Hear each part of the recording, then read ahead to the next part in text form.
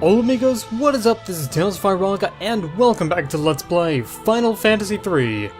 If you're confused about what happened last episode, well, we got to the end of the Crystal Tower and defeated Xande.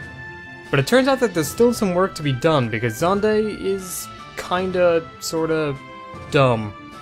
And summoned the Cloud of Darkness. So welcome to the World of Darkness. Woohoo. Alright, so the World of Darkness here is actually kind of a multi-part dungeon, I guess? Right, what level are we anyway? It has been a while since- we're probably in some pretty good standings, actually. Not like perfect standings, mind you, but doing well. Let's open this treasure chest, and it contains a ribbon. But it's a trap. Now here's one of the big things about this area. Xande clones. Anytime you open any of the treasure chests that are in this place, the clone of Xande will come out and it'll just be like, hey, stop opening that treasure chest. I'm gonna just try to hit you with my stick. I believe these guys can also attempt to cast Meteor as well. I'm not quite sure. If it turns out that they can cast Meteor, that's actually gonna suck majorly for us. One thing I will have to say about the World of Darkness is that it does not mess around, and neither do the Xande clones, actually. They're like the only clone enemies that can attack twice in a row, which I guess kind of works out for them because they are a very late game enemy. In fact, this is the end game right here. All taking place in... oh no. Oh no, it's Thundaga. We should be fine, but... oh well, Luneth isn't. Luneth is having a very bad time with that. Alright, we could be having a very bad time momentarily. Honestly, these Xande clones may start off tough, but they're not really that bad.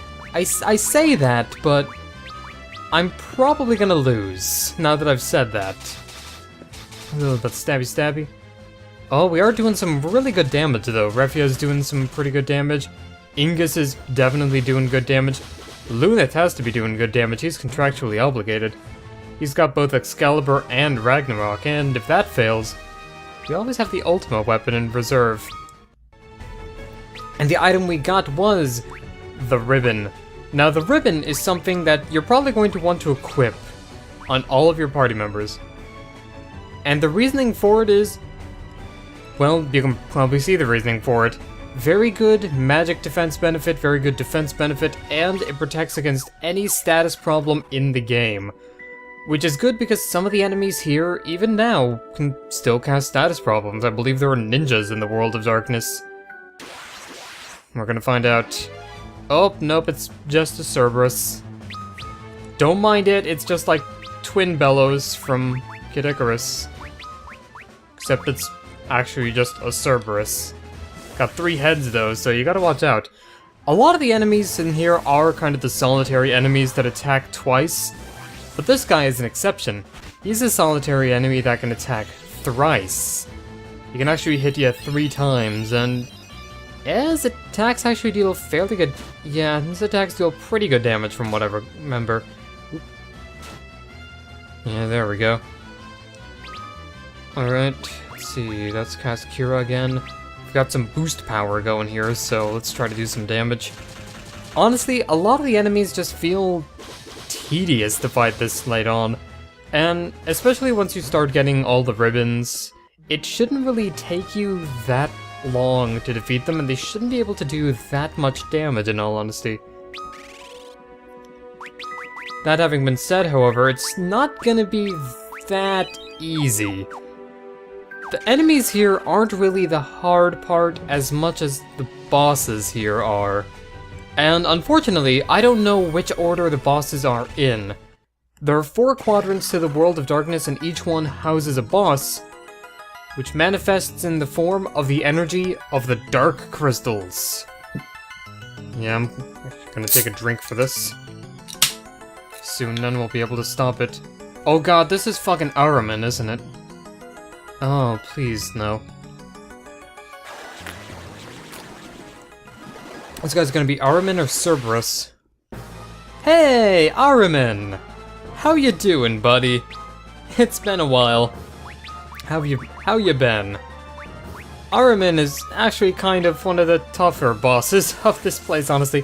Okay, they're all relatively tough, but one thing to note is that all of the bosses in the World of Darkness have the same amount of HP, so the amount of damage you deal to Luneth... I am not butt mad, just butt disappointed. Now thankfully, we have the ability to perform Arise. The Flash game. Oh man, we're gonna have a fucking John McCain face coming out of the Armin's body soon. Oop, he's got Kiraja. He might already be on the ropes. Maybe. Ooh, well. Alright, so the bosses here actually do have quite a bit of attack power as well, and if you're not careful, they definitely can throw you for a loop. Now, Arise, I don't believe I explained it in a past episode. I might not even used it in a past episode, but what Arise basically is it's raise, but good. Basically, raise is the effect of a Phoenix down. Arise is like you mixed a Phoenix down and all the high potions in the world. I'd say mix it with an elixir, but I don't think it oh fuck. Arc, please survive. Okay, good. Why am I worried? You have a ribbon. You can survive like any magic attack now. And only receive minor cuts and bruises. Hickory dickory dock, the mouse ran up the clock. The clock struck 12 and all the rest received minor cuts and bruises. And that was probably my controller disconnecting too, wasn't it? Oh wow, you are very keen on this game. I get it. I get it, you don't like my controller. Either that or something else is happening in the background that's causing everything to whittle out, but... yeah, we'll fix this after this boss fight, I guess. Alright, man. Yes, it was my controller.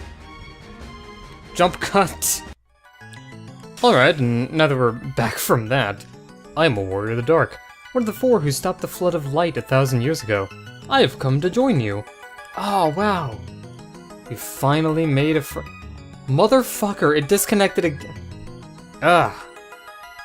God damn it. What is with... hang on. Alright. Alright. Please actually have some kind of effect. Light and darkness, one cannot exist without the other, much like the sun and the Okay, now that... I guess try to be like a geocentric model or something, but...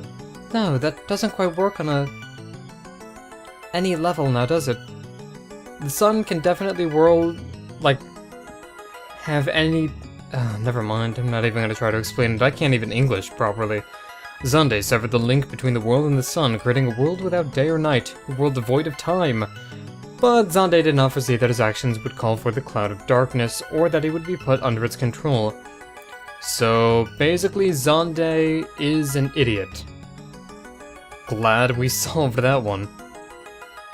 We, the warriors of the dark, and you, the warriors of the light, combine our powers, we may be able to stop it. As we had done 1,000 years ago, let us unite and defeat the cloud of darkness. Alrighty, fair enough, fair enough. And the crystal will just stay there, so it's kinda nice. Why am I even using a controller for this game anyway? I have, like, a keyboard. Laptops have keyboards generally. I don't need to use my PS3 controller to play Final Fantasy III, but I just want to feel special, okay? I'm gonna be honest, I don't really like using... except if it's a first-person shooter, I don't like using keyboard controls for a lot of games. I prefer using the controller as well because it fits a lot... I feel like it fits a lot better. Oh well, whatever. Anyway, Araman was on the right-hand side, so who is the other boss on the right-hand side? Is it Echidna? Is either Echidna or Cerberus? Kinda hoping it's not Cerberus because Cerberus is kind of a dick. Also Zande clone. We haven't encountered too many enemies in all honesty. I guess the one thing I do have to say about the dungeons or not the dungeons, but the World of Darkness itself is... The enemies here aren't really all that strong, but if you don't fight a lot of them, you won't be a high enough level to beat the boss. Cause, I'm gonna be honest, as much as the like, general bosses of this area aren't too bad, I mean, sure, they've got, like, some strong attacks that can catch you off your guard, but they're not too bad. And the enemies here are pretty easy to take down, they just have a lot of health. The final boss of the game is... not gonna be pretty. Generally, you want to be at least level 60, I guess, before going into it. At least level 56 or something before you go into it. I beat it on the practice run at level 55. I'm not going to spoil who the final boss is, though if you've played the Dissidia games, you probably already know. And I am actually not played the Dissidia games. My brother used to own a copy of Dissidia Final Fantasy for the PSP, as opposed to Dissidia Final Fantasy for the Commodore 64, but I never decided to play it because it was kind of at a time in which it uses a lot of the character designs from later Final Fantasy games, like the PlayStation era and the PS2 era and stuff, and I'm going to be honest, I'm not fond of the character designs from that era. Then again, it could be just my vendetta against belts. Belts killed my family once. They got better, but at what cost? Then again, if I had something against belts, I probably wouldn't be playing Guilty Gear now, would I? Oh man, Guilty Gear has a lot of belts. Ishiwatari loves belts. 2012. Man, I am absurdly hyped for Guilty Gear Xrd, which, honestly, it's a game that I'm never going to be good at, to be honest. Like most fighting games, but I used to be good at Soul Calibur 2. Whenever it gets to a fighting game, it's just like, I want to be good, but then it's just like, oh hey, a loss kinda disheartens me. And then I'm just like, oh hey, I'm bored of this, I'm going to go, like, play Donkey Kong or something. Or TF2. I love Team Fortress 2, because it gets my mind off my inevitable failures at other games. Oh shit! Oh, not this guy. This happens to be the two-headed dragon. Anyone who has played Final Fantasy III on the NES is probably going to be very, very upset at this Dragon Man. And for very good reason, because Two-Headed Dragon was arguably the hardest of the Dark World bosses. Oh wow, that... Holy mother of... So the Two-Headed Dragon, ladies and gentlemen.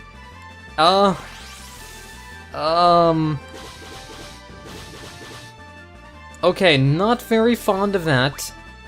So I'm gonna have you defend. Have you cast Kiraja, and you go for punches and pray to God Kirabman. Alright, we got the crits, we got the boost, the crit boosting. Okay, please do not attack Ingus. There we go, alright.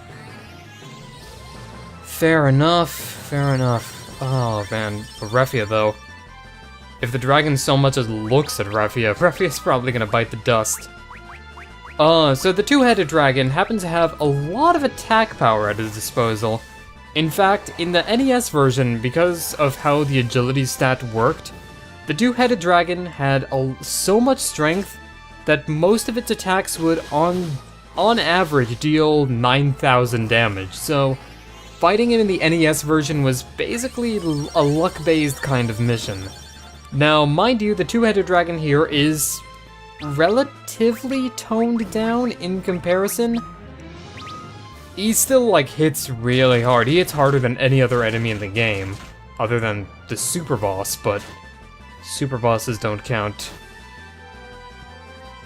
Alright, let's do some slashy, slashy, cutty, cutty. Oh, that's still not enough to kill. That's still not enough to kill. Oh man, the two-headed dragon. Destroyer of worlds, wrecker of your shit. He's probably gonna do a bad thing. Alright, we're gonna do some more punchy. Hopefully. Oh, no. No. I gotta repeat every... oh, fuck. I gotta repeat every fuck. Oh, okay, I'm going to pray to God, actually, that Luneth does not kill. Good. That is the only time I will be happy when we don't kill someone, is if I can revive, Refia. If I can revive the pretty girl. The pretty girl with spears that she shoves through dragons' throats. That's a quality to love in a woman. I mean, you know, you can have a nice personality, you can have, you know, a nice body, but at the end of the day, it really just boils down to whether or not you can shove a lance through a dragon's eyeball. Societal definitions of beauty don't matter. When you've got shfuck. What even is shfuck? Is it like Sven? Svengoolie? On MeTV? Talking about all those classic horror films? I don't know. I'm just going to hope that Ingus can be alive. Never mind. Never mind on the never mind. Woe on the woes, you know? Alright, so the two-headed dragon here seems to be a little bit more resilient. Well, okay. I guess to be fair, we're not like getting super effective damage like we were with Ahriman, because we were getting a lot of damage when fighting Ahriman, because he's a flying guy. Alright, let's do a little bit stabby. There we go. Alright. Okay, that is 2 bosses down. Wow. Morale is high, but unfortunately, I don't think we're gonna be high enough level to beat the... well, maybe.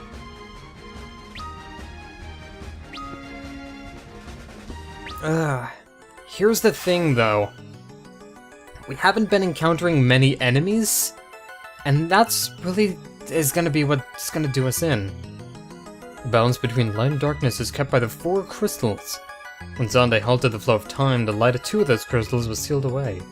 Because of this, the balance between light and darkness shifted drastically, and gave birth to the Cloud of Darkness. Congratulations! It's a baby who wishes to return you to the void. Cloud of Darkness tried to seal the 2 remaining crystals located on the floating continent. It created the earthquake that you have witnessed, and almost drew the floating continent to the surface world. Alright. Let us fight the Cloud of Darkness. Now, I believe that in this version, you can actually fight the Cloud of Darkness before fighting the 4 bosses, but in the NES version, it was impossible. You had to defeat the 4 bosses in order to actually be able to damage the Cloud of Darkness. And yeah, we basically revealed that the Cloud of Darkness is the final boss. There is no 2 ways about it as we go through Evo Logo Land. How do I even know about Evo? It's because it's... okay, I should just stop talking about fighting games in general, probably. Oop, they're doing their spins. I'm sorry, strange polygonal ninja lady. I'm going to have to cut you with lances and sword and fist. You ever been cut by a fist? Probably not. Fists don't usually cut, from what I remember. Unless you're like Wolverine or Mr. McSpiky Fist. Mr. McSpiky Fist is my favorite superhero. I remember reading Mr. McSpiky Fist number 52 back when it came out. Kinda went bad after Mr. Spiky Fist 74, up until the movie came out of Mr. Spiky Fist. Oh man, anyone else remember Mr. Spiky Fist the movie? Starring Michael Jackson as Mr. Spiky Fist.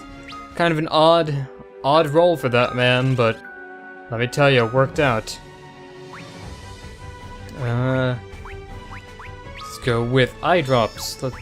No, that's not what I wanted at all. Let's go with antidote. There we go. Now that's what I wanted. Now that's what I call music. Featuring Mr. Spiky Fist. It's actually basically just a DJ name, Mixmaster Spiky Fist. I realized by saying Spiky Fist, I've basically just been talking about Knuckles the Enchilada all the time, haven't I? Ooh. Alright, whatever, I think we can wrap up with one more boss before the end of the episode. The World of Darkness is kind of a long place, but hopefully we should be able to put some of it away. Oop. Oh, they're a ninja couple out on a date! That's cute. Aww. I fully agree to this. Honestly, I honestly feel bad about stabbing you, Mr. Ninja. But at the same time, I don't at all, because I'm a horrible, terrible person. I'm going to be interrupting your ninja date.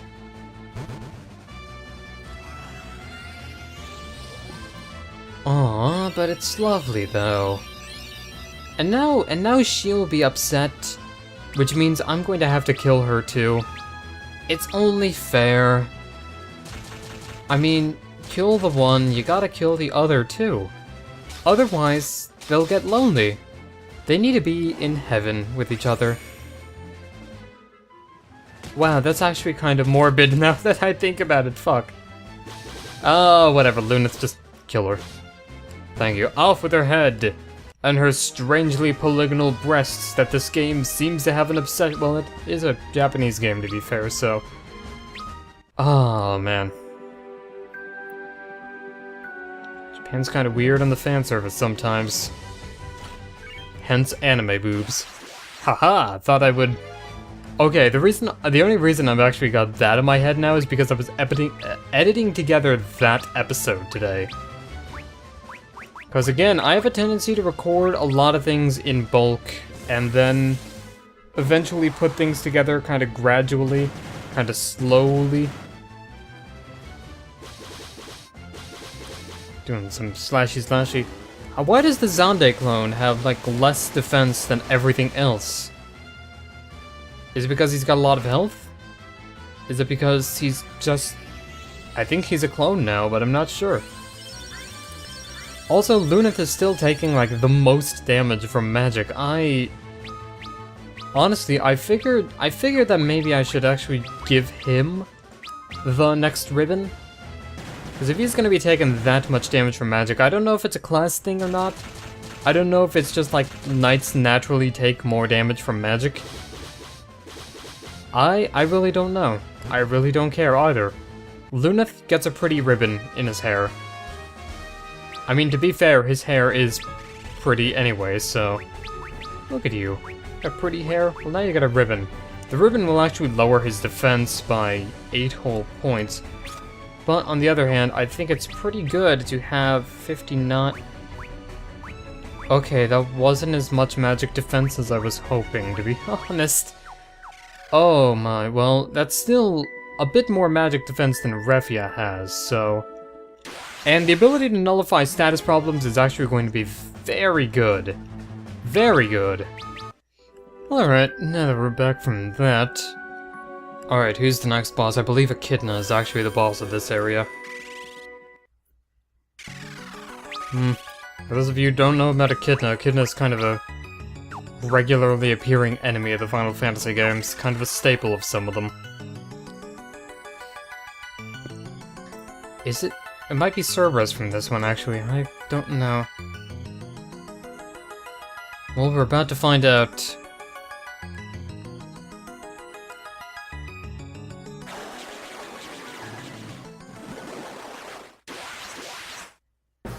Yeah, it's Cerberus. Fuck.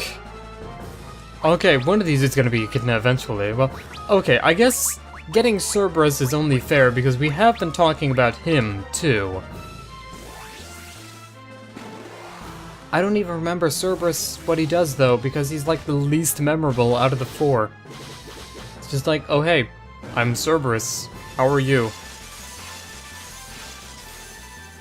I can attack 3 times, but the game will still only let me cast 1 spell per round. 1 spell per turn. Now, well, whatever.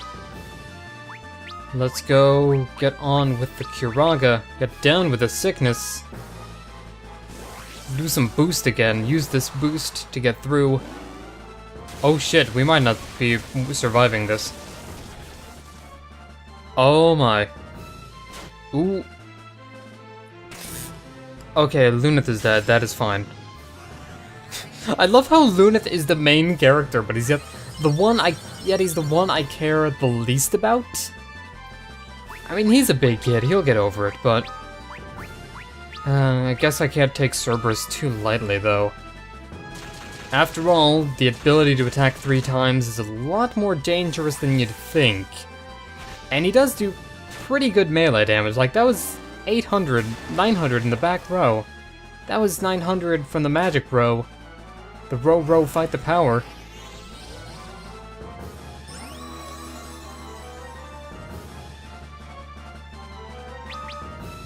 Alright. Actually, let's have you defend. No, we're going to attack. We're going on the offensive. Here we go now, on the offense. Hopefully Ark will be able to cast some magic while we do some stuff. No, he won't. And now Ark is dead, because fuck. Ooh! Ooh! Oh, did you see that? Did you see that? Did you see that? Ark! You are... Stop scaring me like that, man, alright? You're just a very spooky individual sometimes, and I guess it's October, so it makes sense for you to be Mr. Spooky Scary Ark Man, but... Don't scare me like that, dude. You had me worried there.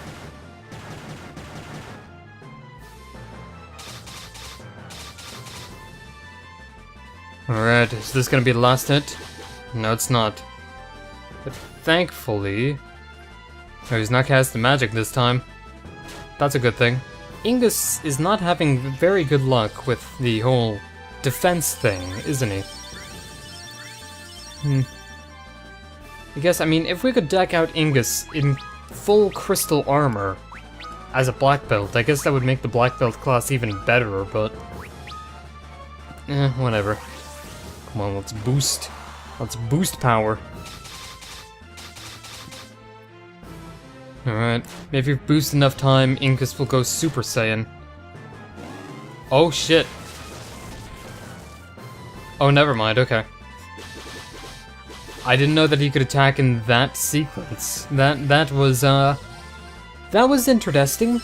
A little bit frightening, but interesting nonetheless. Alright. Let's get some Kiraja out. Let's get some Ingus out. Do some punchy. Oh, still not dead. Okay, Cerberus is not very keen on the dying thing. He's very keen on the killing me. Fuck. Oh, please, Refia, please. I've got my fingers crossed for you, girl. You know? Video game person? Shit. I guess Refia being dead had to happen eventually, but I'm still very upset at that. I'm very upset at that Cerberus.